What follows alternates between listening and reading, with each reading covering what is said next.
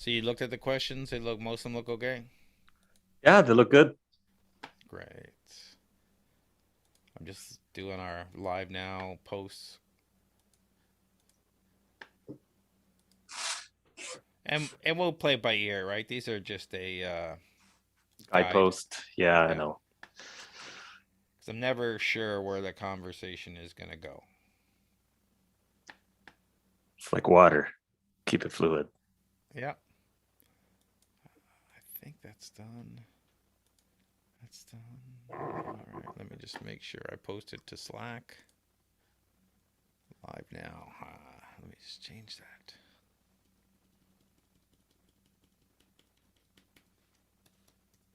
So how are things?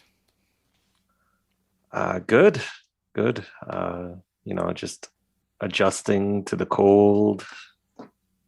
Uh, yeah, it's so sad to say goodbye to summer. Yeah, no kidding. It's definitely an adjustment. All right, how do I start? Okay, turn that on. I'm just turning on my recording stuff. But what Sure. we're gonna do is I'm going to stop. There we go. All right, I think we're good. Yeah, thank you for joining us, everyone. If you have questions, put them in the chat room, uh, and we'll definitely get to them. What's YouTube look like? That looks okay. All right, I like the speaker view mostly when we're recording, so we're not seeing the person on the other when he's taking a drink or whatever when he's not talking. Because people don't really want to see that.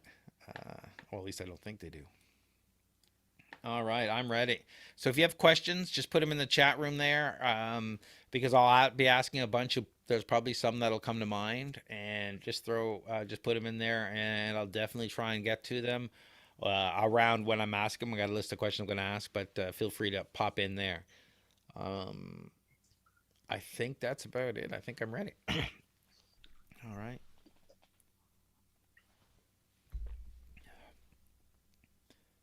Welcome back to Startup Talk. I'm your host, the startup coach and founder of Toronto Starts, one of the largest startup communities in Canada. And with me today is Ollie Shaw, founder and CEO of TapeReal.com. Welcome, Ollie. How are you doing? Very good, Craig. Always a pleasure to be here, and thank you for having me on your show. It's always good talking to you. And let's just get right into it. Why don't we start off by telling us about TapeReal? Sure. So TapeReal is a audio and video based social platform and a marketplace for exclusive content. We are privacy first, algorithm free. It's a place where you can publish freely, engage meaningfully, and monetize on your terms. Oh, you went on mute, I Yeah, think. sorry, I mute when I'm not talking and it's in the background. And when you say monetize, are you talking like YouTube is ad-based revenue? How does the revenue work for you? So the monetization model is basically the creator can create a stream of free content on the app, but when they want to publish any exclusive content, uh, they can lock it and charge access to it from the app with a couple of taps. And I think I'm going to have a bunch of questions about that and the whole process there, and we'll get into that in a little bit. But I'd like to start off by understanding who the entrepreneur was growing up. Were you a handful for your parents? Were you studious, into music, sports, socializing? Well, I was the only son, so the only boy in my family. I had three older sisters. So my sisters like to say that I had an unfair advantage, uh, being the youngest and the only boy. But overall, I mean, I think I was a pretty good kid. I was like a quiet rebel. I wasn't really um like somebody who would go and get a mohawk or like blue hair in that sense. But and I don't think I was studious. I was more of a late bloomer. I think it wasn't until like grade 12 where I hunkered down and really started studying and took things a little bit more seriously just so that I could get my grades up to get into university. But even when I got into university, it was like I found the environment very compartmentalized. You know what I mean? It's like, hey, if you want to study this, you have to take these XYZ courses. And to a certain degree, I mean, that's good. But, I found myself in my first semester, like skipping classes, going to the library, going to a section that I wanted to go to, picking out books that I wanted to read. And, I enjoyed that autonomy and that liberty during that time.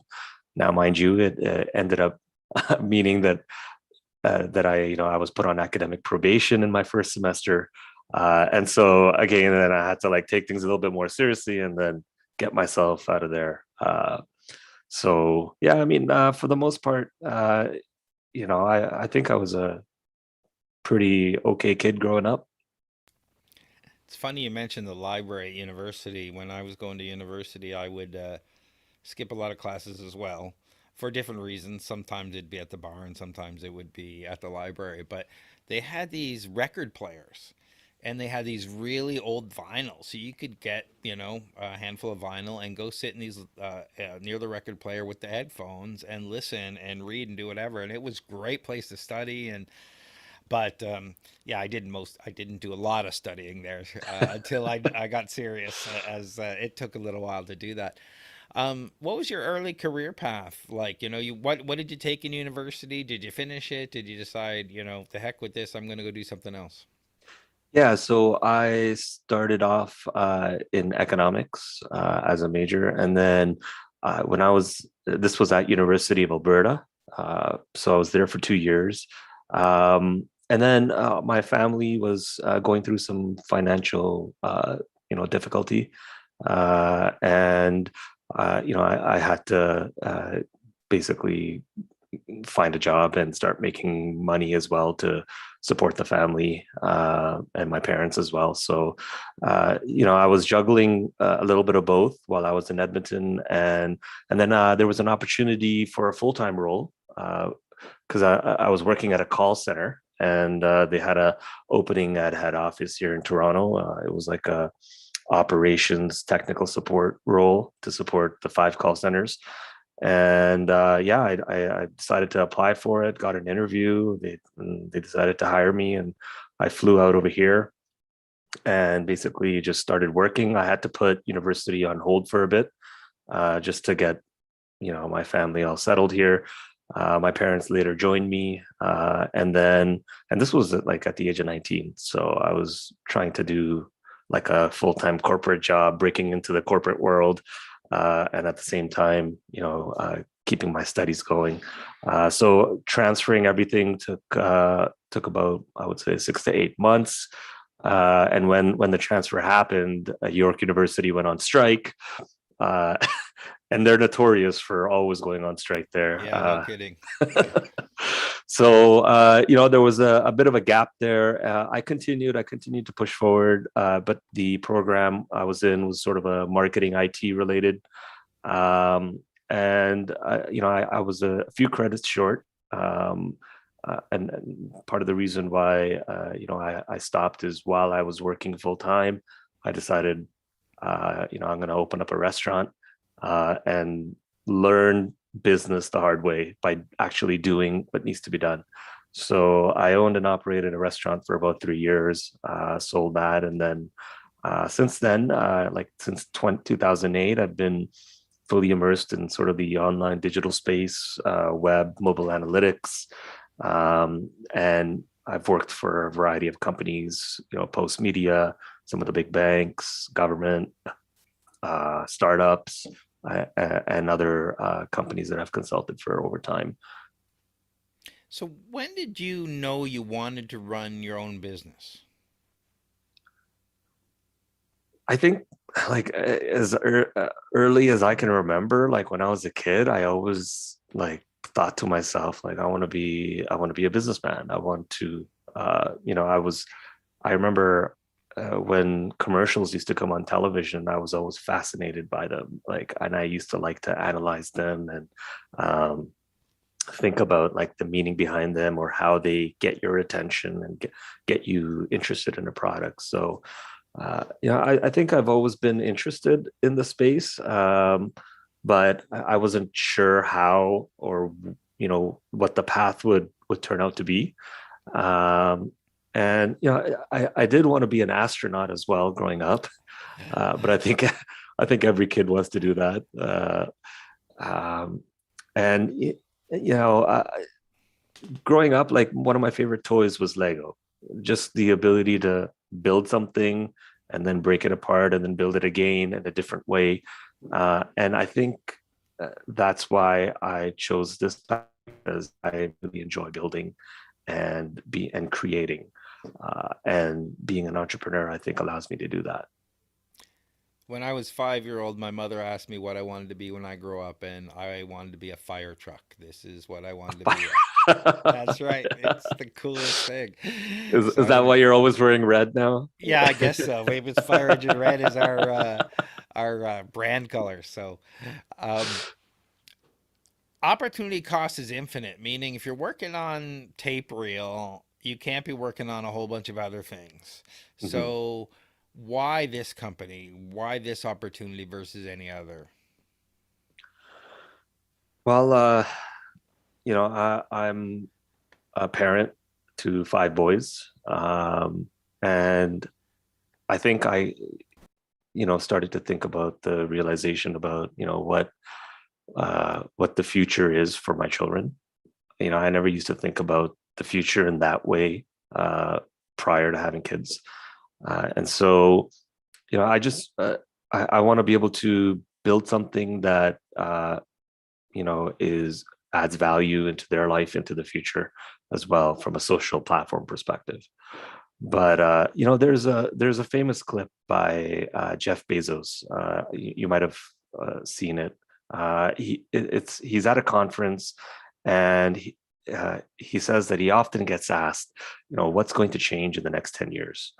And what he doesn't get asked though is what's not going to change.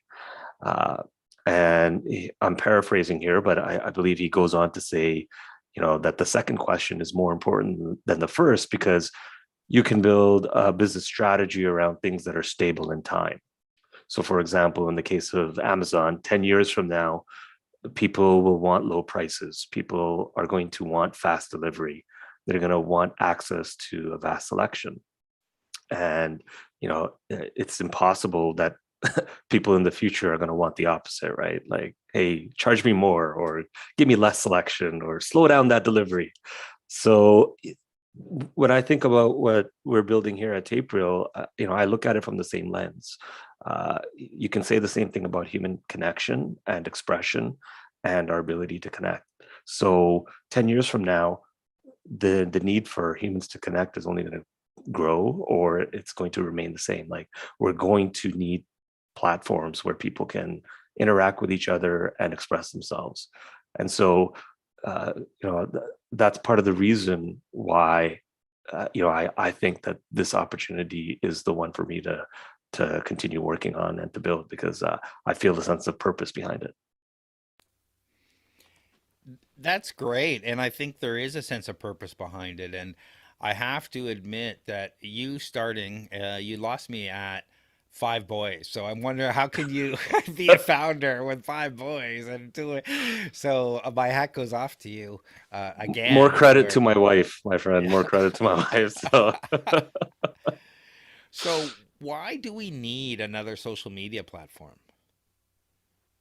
well, I'd like to reverse that question to you, Craig. Like, um, are there enough social platforms out there that are respecting your privacy? Are there enough that don't have filters or algorithms? Are there enough platforms that are out there that are helping creators to make a living off their work? And, especially in a fair and equitable manner. And so, you know, maybe we don't need traditional ad-based, the same social media platforms that are already out there. Maybe we need something different. And so that's the way I'm kind of looking at it. Like, okay, social media has been around, what, 10, 15 years. So, uh, you know, as they've grown over time, maybe they've made some mistakes along the way.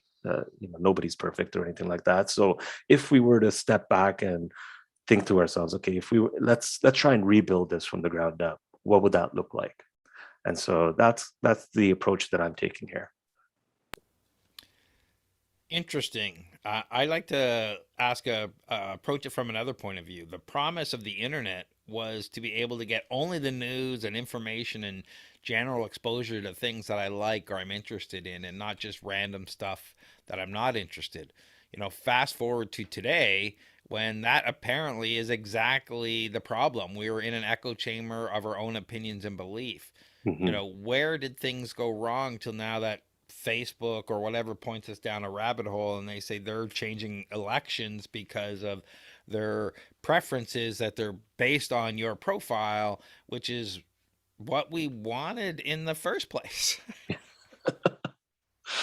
It is really fascinating, and I think the history of social media. I mean, this was a really tough question when I was thinking about it. When you sent this over to me, I was like, okay, well, what are the reasons that we find ourselves here today? And a part of it, I think, could be because we built too fast, we grew too fast, and when that happens, you might expose yourself to problems more often. So that hyper growth mentality can sometimes backfire on you, or expose you to more risks. I also think that creating an algorithm is sort of a lazy way to build an algorithm. Sorry, build personalization. I mean, it's great at what it does, but it's just doing what it's designed to do. And the other thing is when you connect the purpose of that algorithm with the business model that you have, which is, uh, let's serve as many ads as we possibly can, because that's what's going to make us money. You then create this cycle of, okay, the algorithm is going to try and keep you engaged longer, and so that the business and the platform benefits at the end of it.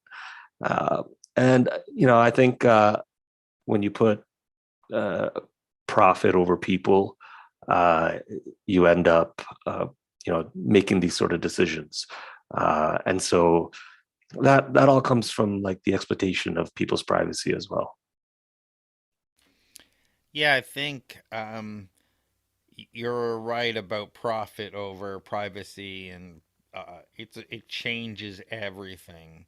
Hmm. And let's talk about that for a minute, because I believe profitability and activity and social media is, they want you to be either really happy and excited or enraged about something. The last thing they want you to do is log into social media, look at something and go, meh, and walk away because you're not interested. They want you to react. You click that hate button, click that like button, click that love button. They don't care. Just click something, please. Yeah. And once they do that, then we've got you and you're engaged. So that leads me to a different question, and I'm going to bait you a little with this one about your deplatforming policy, because this is a big discussion and debate, and we're hearing about who was deplatformed and who wasn't in the states and on Twitter and whatnot. And let's just say that I look at it and say how much of it is show. Because when you look at a former president is deplatformed, and yet terrorist organizations are still recruiting on their platform, I'm like, okay, um, what are we trying to prove?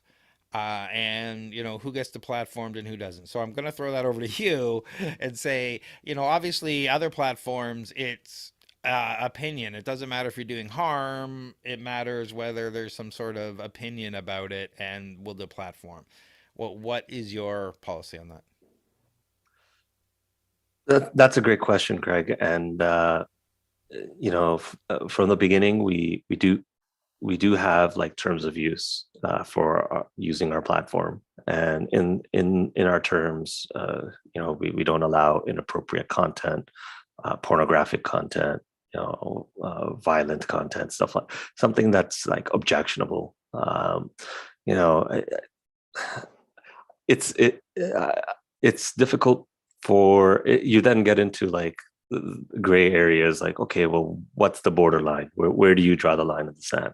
And so Always the hard questions. it is, yeah, it's very challenging, and even for the existing platforms out there, how they're making these decisions, it's not easy. um I mean, the way I look at it, I think if it makes your grandmother proud or if it makes her upset, that should be the litmus test uh, uh, of whether or not that content is considered objectionable. Um, but we do have the mechanisms within our platform to be able to report certain types of content, flag it, we review it, and if it doesn't, or if it is what it says it is, like being pornographic or hateful, then the content does get removed. We don't deplatform somebody. It's not like we'll ban their account or completely get them off the platform.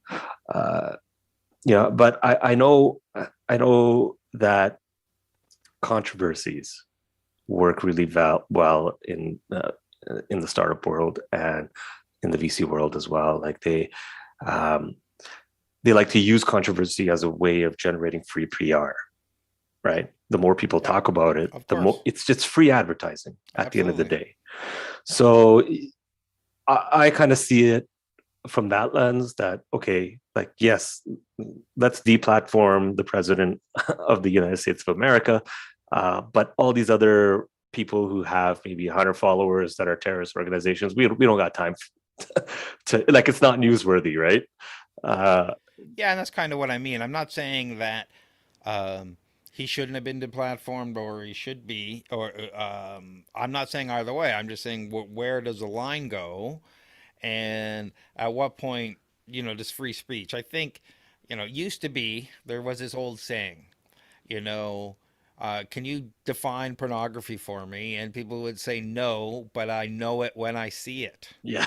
right? And so, we live in a world of AI and algorithms where until recently, and maybe even still, if you walked around with a banana label on you, AI would think you were a banana because you had a label on you. Hmm. Because it's an obvious thing. It's just, if it's labeled banana, done.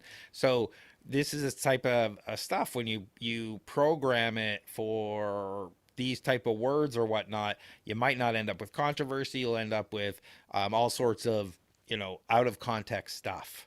Hmm. So I don't envy you, and this question was a difficult one because I don't know. I self censor because there's a lot of things I would say in person that I wouldn't say on live, and I think there inappropriate content is inappropriate. We don't Hmm. want nudity, we don't want harassment. Depending on what your platform is. We have people on here. I've got people. Will Greenblatt's a good example who swears a little once in a while. So some people think that's offensive, but he gets it to motivate people and get people going and whatnot. So where do people draw the line? And I respect that. That's something that's gonna have to you'll have to figure out along the way. Well, one thing we're trying to do, Craig, is be very intentional about the people that we attract to TapeReal from the beginning, because I think once the core community can establish the social standards, right? If if you have a core community of people that are sharing positive content or educational content, and then somebody comes in and just starts posting random hateful stuff, it's not going to, one, resonate with the audience, and so you're not even going to get traction as a result of it.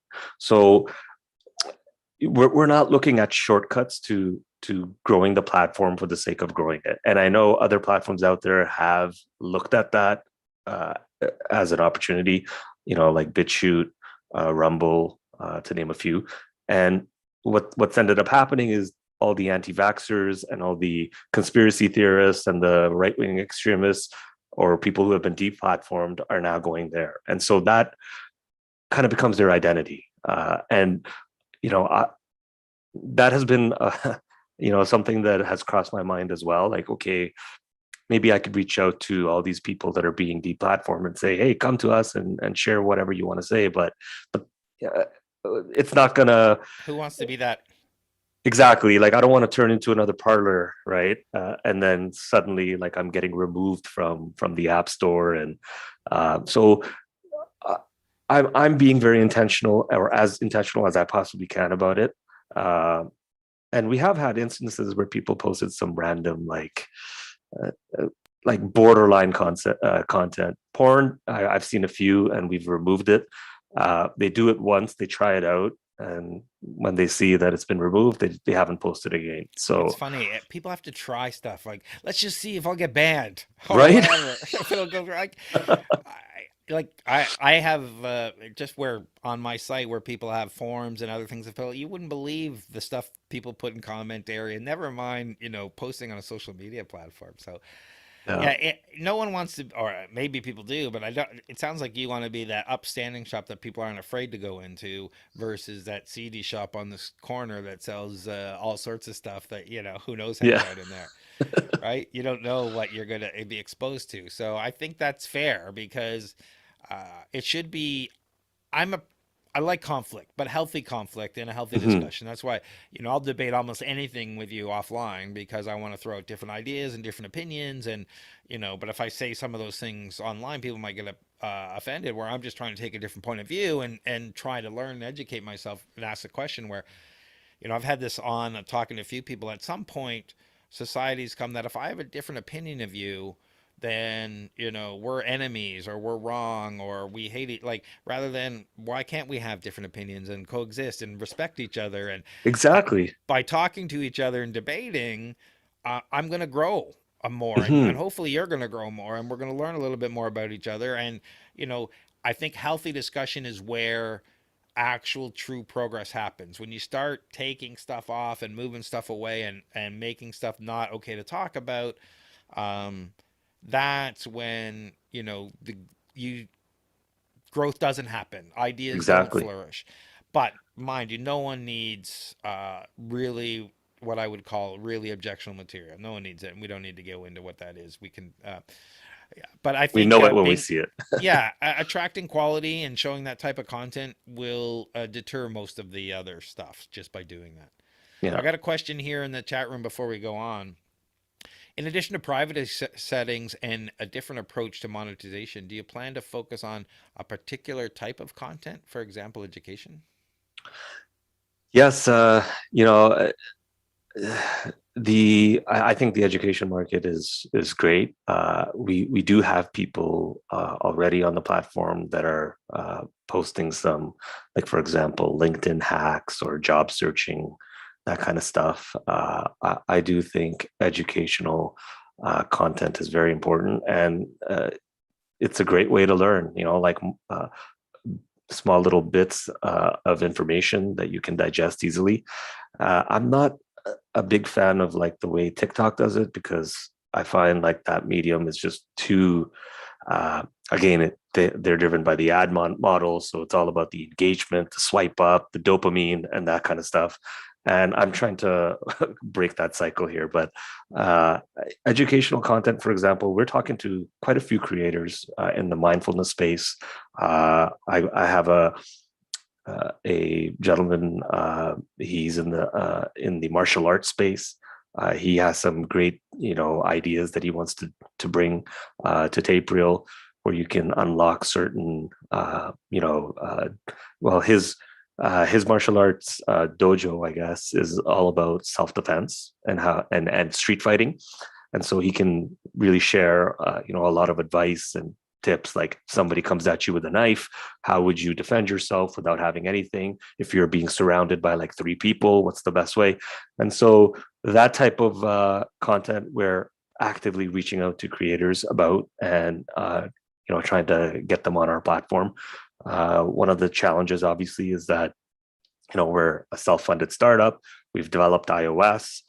Android remains, what I mean? People want to be able to go on a platform where they know that they're going to be able to reach a whole slew of audiences. Or if they're going to bring their audience to TapeReal, they want to be able to tell, all of their viewers that, hey, doesn't matter what platform you're on, you can unlock these exclusives on TapeReal, uh, whether it's through Android or iOS. So that's Probably a good segue into explaining, what we're doing right now when it comes to fundraising.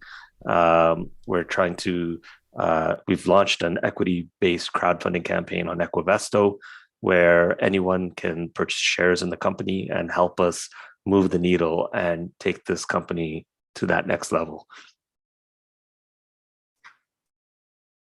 Yeah, and how's your equity crowdfunding going? I was just looking for the link. I'm just throwing it in the chat room. So go ahead. Yeah, so far we've raised just over 27%. I think we should hit 30 pretty soon. And yeah, we're excited to reach our minimum target and then close out the campaign so that we can get back to building. Fundraising is a draining process, my friend. It takes a lot of time, a lot of effort, and I just want to get back to building the platform and continuing to roll out. And irrespective of how this campaign goes, like even if we don't meet our minimum target, yeah, I'm going to continue building this. I wanted to give everyday Canadians an opportunity to own a piece of it, and so we're all about the people. We're all about creators, and so equity crowdfunding democratizes access to startups for everyday Canadians, and that's part of the reason why we chose this route. And for those people who don't know, equity crowdfunding allows regular people like you and me who have regular jobs to actually invest in early stage companies like startups and own a percentage or shares in that company. And you can do that. We work with a local company called Equivesto, which you're on right now. And if you're interested in finding out more about the offering and how it works, click the link in your podcast chapter link there right now. Fantastic. So we've got a few other questions here, but I'm going to ask them in line where I'm moving the topic forward and I'm talking about those things. So let's get into specifically what exactly does TapeReal do? So TapeReal is a mobile application where you can tap a button and create audio or video content. And it's authentic content in the sense that it's like turning on a camera, having a countdown, 3, 2, 1, action, and you start filming. We don't really have some crazy editing features.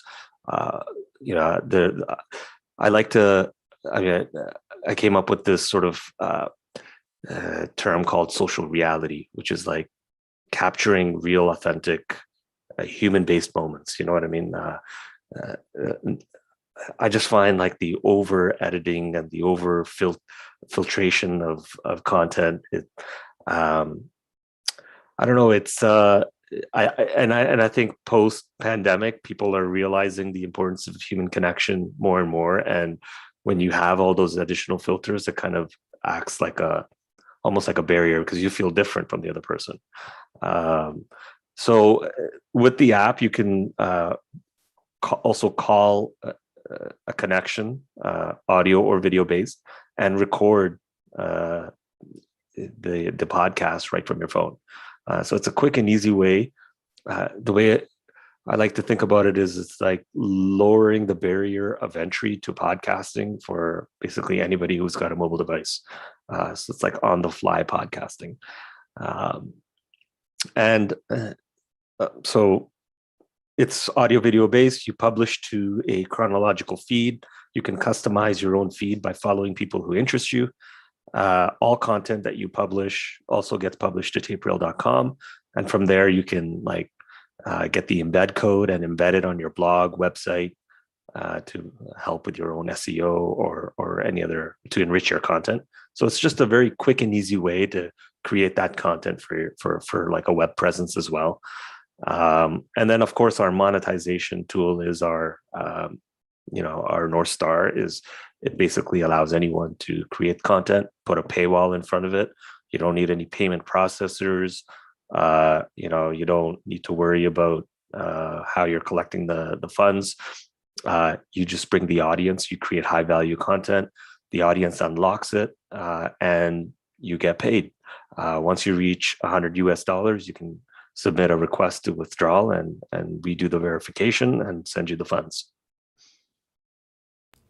So monetization happens, is it in chunks of 100? So I can do it again at my next 100. I'll call you up, say, I got $100, transfer it, or I'll get it from you. Or can I do it? How does that work? Well, right now, we've just built the ability to cash out at that threshold. You can cash out at a higher amount if you want, but the $100 minimum is the target. Because I mean, we're not doing any micro payments here for now. And our in-app currency is called real coins. So the way we make money as well is when the viewer purchases the real coins, after paying Apple, we take a small percentage, and then the transaction between the creator and the viewer, that is 100% for the content creator. So they know that the value of one real coin is 9 cents, and I can charge anything between 0 and 100 real coins for this content, and my audience can unlock it. We got another comment here. It's very honorable goal to never choose profit over people and privacy. But has it ever been achieved ever? They support it and with all their heart, but can profit over privacy, can it succeed? Well, one thing we're looking into is B corporations and getting certified as a B Corp. Now, studies have shown that B Corps who are committed to sustainability, they're committed to diversity and inclusion, and ethical business practices. Those businesses return greater returns to shareholders over time. They're more profitable. They operate better than non-B Corp corporations. So that's something that I'm currently like applying for. There's a whole like assessment that you have to complete. Yep. It's like over feels like 1,000 questions, but you have to reach a certain points, a number of points in terms of how you're running your business in order to get qualified to be a B Corp. So I do think that you can build a company the right way and still be profitable. It's not that. I and so privacy first corporations. I'm just trying to think. Apple, you know what I mean? It's $1 trillion company. They have put users' privacy first. They rolled out new features that are empowering people. And yes, it's hurting, companies like Facebook who are, using the data, and now their ad targeting quality is going down. And I'm actually seeing it in a lot of the ads that I'm running too. So, I think when companies are leading the way in this way, and people are becoming more aware about it, this is actually an opportunity now for companies to, put a stick in the road and say, hey, like we're going to give you what you're asking for in terms of privacy, and here's the alternative business model that we're building around it. Everyone talks about hustle. And we got a question here about how does a new platform get past the advantages of larger platforms? That like YouTube's been around forever. They've got what they do down pretty well. But consumers know they can find virtually anything they want there. They may not like it. They may have other stuff. They may find all their stuff. How do you get people to start thinking TapeReal versus any of the other platforms? It's a battle. Day in, day out, you know what I mean? Just getting out there, talking to people, communicating, our vision, being consistent in our messaging. I think when I go to YouTube, one of my biggest frustrations is that I have to see two ads, and then I have to see an ad in the middle, and then they show me two ads at the end, and then they pitch me their ad-free version. And from a user experience standpoint, I think people are annoyed by it. And so if they come to a platform that doesn't have that system built in, it's a better user experience. So the stickiness value, I think, is there. In terms of like other advantages, I mean, we can look at, for example, like TikTok. We need another social media platform when TikTok came out? Not really, but I they, don't think we need TikTok, but hey, yeah, apparently a lot of other people do. yeah, a lot of the younger kids do, right? So I, they're selling fame, right?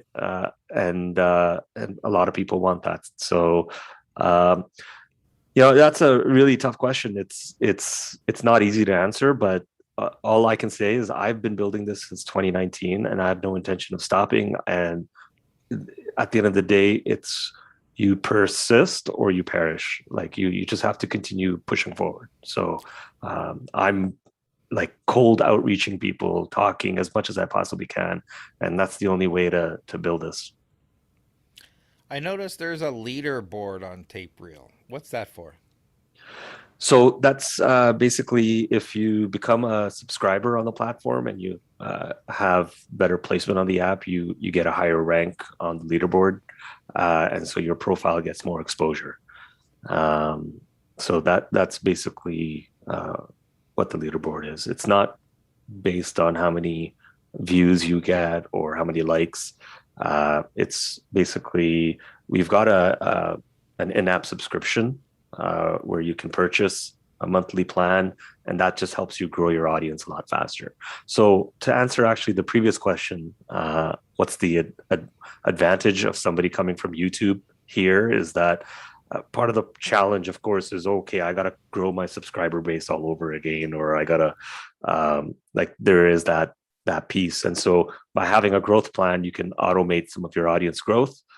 You'll get better placement on the app, your profile gets more exposure, and so you don't have to worry about like building for an algorithm. Oh, I got to post, a video every single day, and I got to do all this extra work just to get my content so that the algorithm picks it up.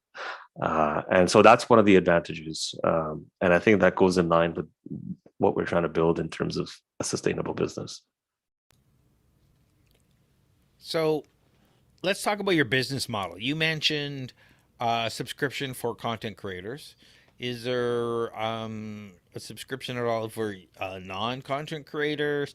Do you take a part when they make any money? I heard 100% earlier. So, what are your monetary streams here? So there's two monetization models. The first one is the subscription. There's three different subscription tiers. The highest one is $19.99. It's the creator plan, and that gives you the highest rank and placement on the app. Anytime somebody comes into the app and wants to, customize their feed or browse people to follow, your profile gets shown first on the stack. It's sort of like a Tinder swiping stack that we've built. So if you swipe right, you end up following the creator. If you swipe left, it skips to the next one. So you'll get more exposure there. The second subscription plan is the active plan, which is $9.99. That gives you a second rank on the feed, and that's maybe for people who aren't as like creator focused per se, but they still want to be active on a platform and share content on their terms. And then the third plan is $4.99. It's a casual plan. There are some people that purchase that simply to support TapeReal because they believe in what we're building.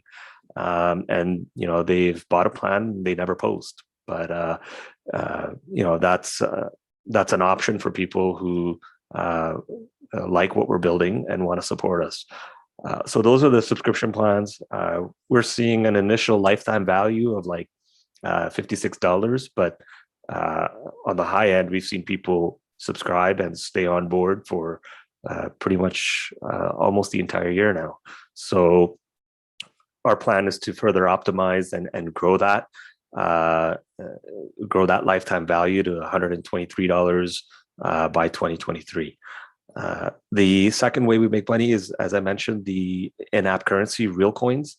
So whenever you purchase the currency, after we pay Apple, we take a percentage, and then the net value is what you use to transact when you're unlocking content from creators. So creators decide the price. Each real coin is worth 9 cents. If somebody unlocks it, they get to keep it all. Fabulous. I like to try to share both success and failure. So there's a chance that someone listening or watching won't make the same mistake. Can you tell me a time where you screwed up and made the wrong pivot or startup decision? Yeah, there's back in 2010, 2010, 2011, I had another mobile app called Bubble Finder. Uh, and this was after I had sold my franchise restaurant. And so I was building on that experience. Uh, Being a franchisee, one of the challenges I found was location-based marketing was quite challenging. Um, I would pay 4.5% to the franchisor, and then they would go spend it on national campaigns, brand campaigns. But and to a certain degree, that can help the local franchisee in terms of brand recognition, but it doesn't really drive foot traffic. So I built this mobile app where if you launch the app, it'll basically show you the latest promotions that are happening at restaurants, and we were even targeting retailers at the time around you. So like for example, what's the sub of the day?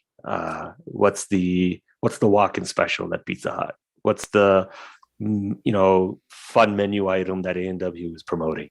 Uh, and so you would be able to go there, and from a back end, these franchisors would be able to upload these promotions, and it would be specific to the location. And depending on where the user is, they would see the most relevant offer, and they could go and they could even leave feedback about the store, like, oh, I had a bad experience. Right from the app, it was an all-in-one solution. So I went out and I remember uh, there was two girls that were really helpful to me during this time, and we started at the top of Yonge Street, and we decided to walk down. They took one side of the road, I took the other side. We went door to door and basically started pitching this. And one feedback that I got from one of the restaurants was like, "Yeah, this is like really good. Now, I just wish you could deliver."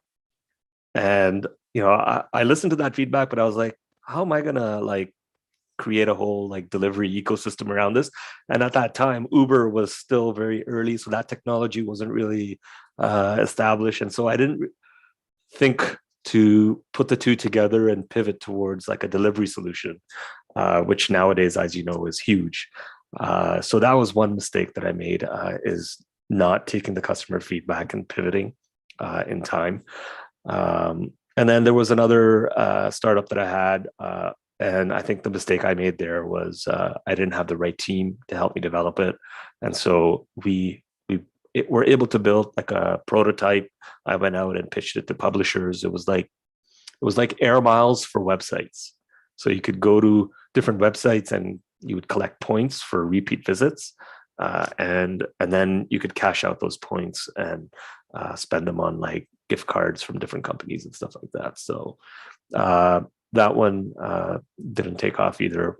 But each time I think I've just learned and iterated on it, and now I feel like we've got something that we can continue to build on. It's got some legs. It's crawling. Actually, it has legs, but it's crawling, and we just have to get it to start walking and hopefully running soon.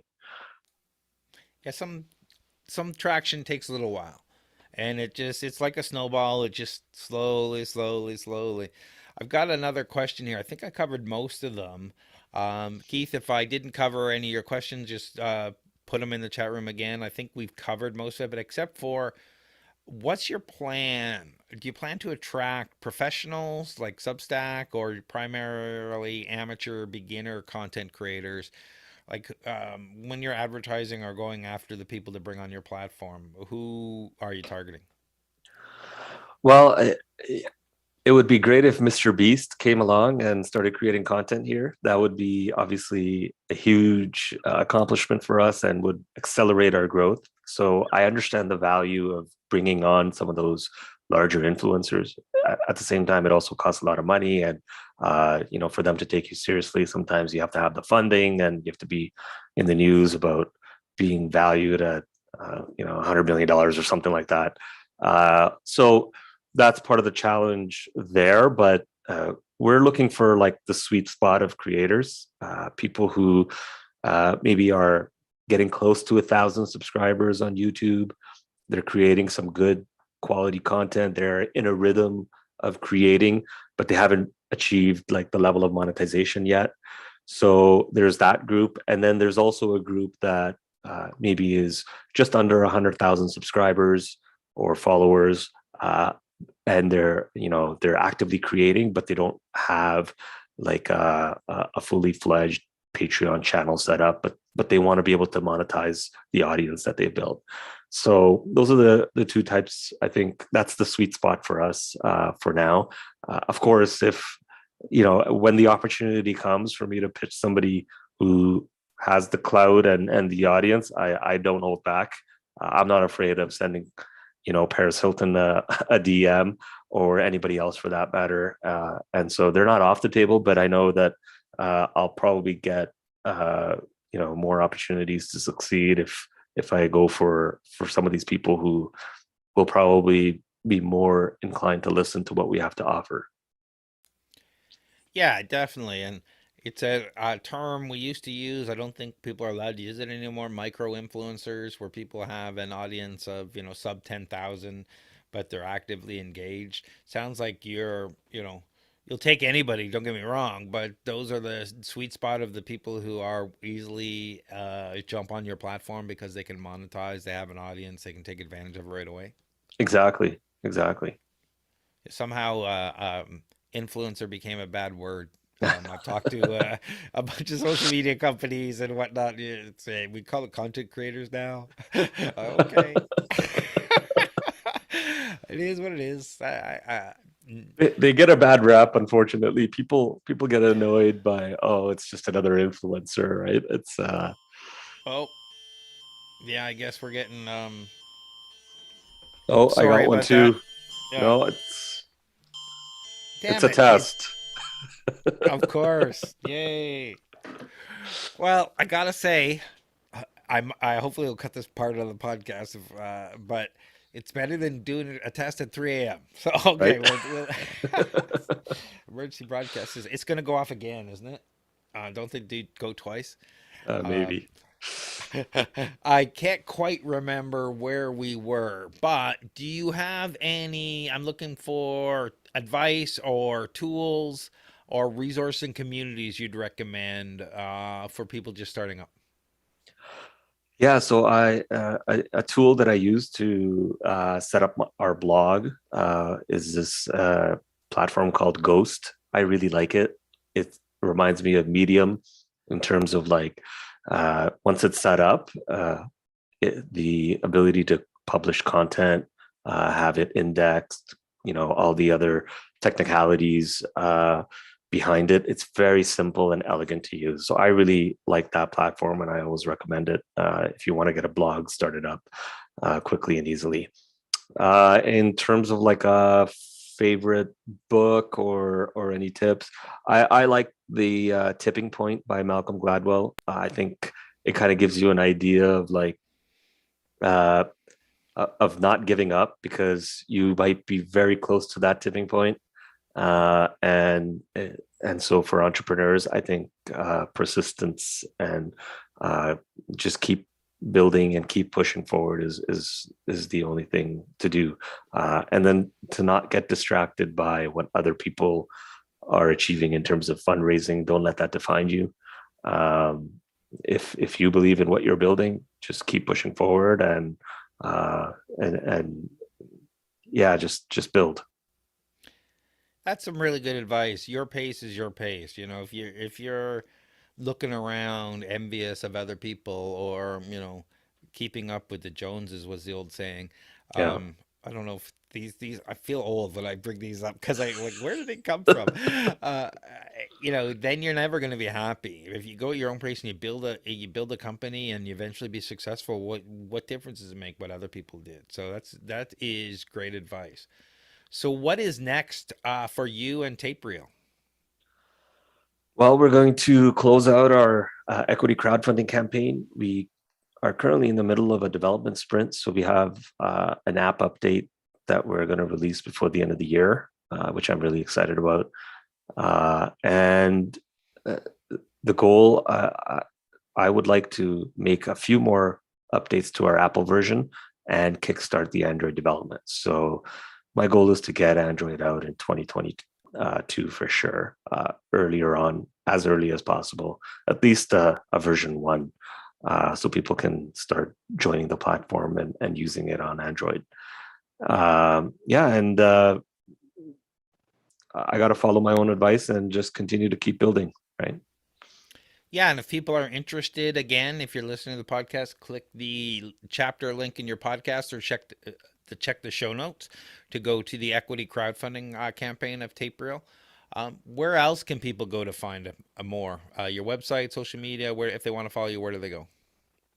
Well, I would say get the app. I create on TapeReal. I post my thoughts. I share. Right now, we've got a 30-day push-up challenge happening. Over the last few months, I think I gained about 20 pounds. So this push-up challenge is actually helping me lose some weight. I've lost about 6 or 7 pounds now, and I got a couple other guys on the platform that are doing it as well. And uh, obviously seeing somebody do a push up on the platform is can get boring sometimes, so we're starting to get more creative about how we're doing push-ups. The other day there was a hailstorm, and I just went outside and started doing the push-ups in the hail. And the other contact on their connection, and Tom from the UK, he's been participating as well. So follow me on TapeReal at Ali. Get the app. You can find me on LinkedIn as well. Visit our website, tapereal.com, to learn more about our business. Thank you very much. We do have one last question here.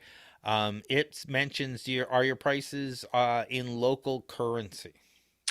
They will be. We are in the process of deciding and doing the research for the local currency price points based on what people can afford in various different countries, because we do see an opportunity for growth in other countries. We're seeing a lot of people from Asia, Russia, these other countries where there are, believe it or not, there are content creators, and because our platform is so simple and easy to use, we're democratizing access to the microphone and the camera for these people to share their lives and whatever knowledge or expertise or uh, experience or content that they have as well. So going local is something that you'll see probably within the next app update. So we're just working on that right now. So tapereel.com, thank you for being here and thank you for all the questions. The audience was very active today. Really appreciate it. And we'll see you all again soon. Thank you for having me, Greg. Always a pleasure.